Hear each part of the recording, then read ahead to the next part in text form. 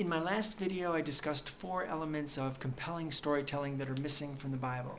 First is that the main protagonist, that is, an omnipotent God, has no real reason to experience conflict. Second is that God has no worthy antagonist. Third is that the Satan of the New Testament is a two-dimensional bad guy. And last, the Bible's characters fail to operate at maximum capacity, which means they fail to solve their problems as efficiently as they can. Now, in this video, I'm going to discuss 2 related subjects. First, how failure for characters to operate at maximum capacity naturally leads to parody. And second, I'm going to discuss how this maximum capacity problem and many of the Bible's other storytelling problems disappear when we read the Bible from the secular perspective. Because from the secular perspective, we're freed from having to interpret every single story through a lens in which God is supposed to be have this infinite knowledge and infinite power and infinite goodness. And I see this as one of the ironies of the Bible, that when we read it from the religious perspective, much of it is, nonsensical. But when we read it from the secular perspective, that the Bible is just a collection of writings from different authors who had very different ideas about the supernatural, well, then we can find powerful works of literature within it. And I'm going to close this video with an example of that. But first I want to get back to the maximum capacity problem. And one of the points that books on the art of writing fiction stress is that if you want to create a dramatic scene of conflict or suspense or whatever, it's not going to be compelling if you make your characters behave unrealistically in order to achieve that goal. And one example is the writer of an action movie who wants to demonstrate the hero's creativity and courage by having him escape some elaborate death trap set up by a villain who's captured him. And my favorite parody of a villain behaving in this unrealistic way is from the Austin Powers movie International Man of Mystery. And Dr. Evil has captured Austin Powers and his partner Vanessa, and he's talking to his son Scott about how to dispose of them.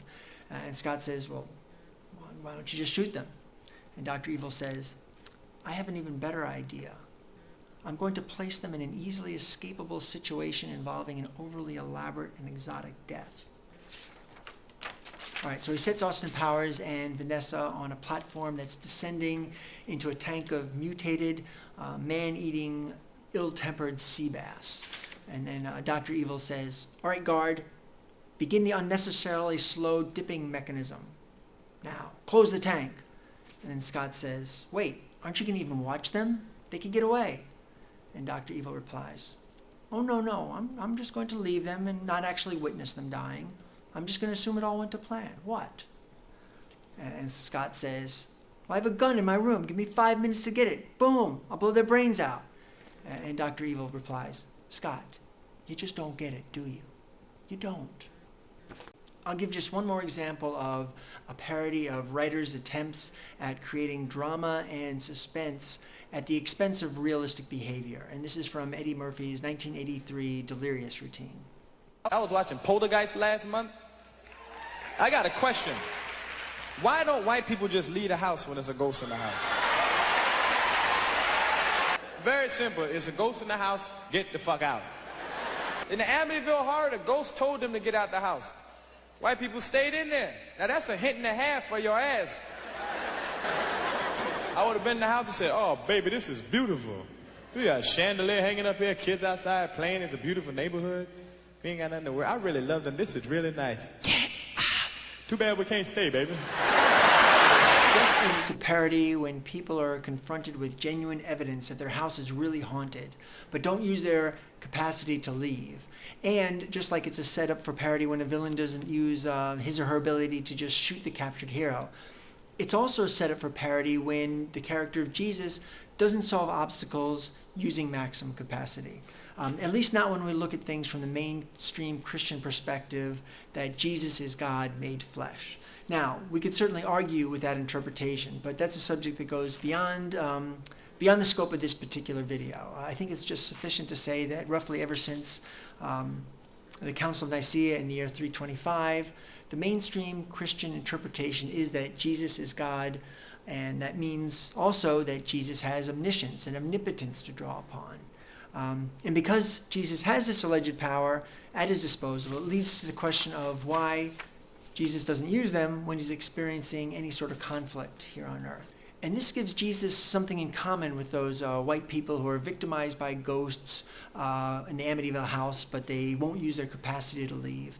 And with Dr. Evil when he's frustrated by Austin Powers escaping from that tank of ill-tempered sea bass. The conflicts of all these characters has a triteness to it because each of them could have solved their problems using relatively simple solutions. Now, as for a parody of Jesus' conflicts, I'm going to discuss one of my favorite videos from YouTuber Cal Solar UK, and I'll put a link to his video in the description box. And this video is called Jesus Kills a Fig Tree. Go figure. And Cal looks at Mark chapter 11, where a hungry Jesus approaches a fig tree for a snack, but then he finds the tree has no fruit on it because it's out of season. So he curses it, and it withers and it dies.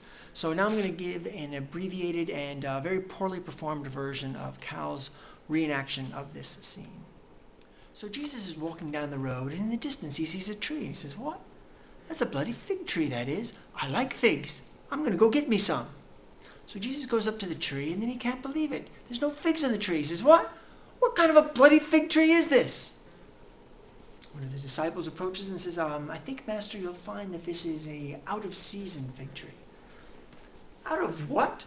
What do you mean out of season? Are you trying to tell me this is some kind of part-time fucking fig tree? That for most of the year it's a fig tree in name only? Well, I'll teach you, Mr. So-called fig tree, to have no figs on your twigs.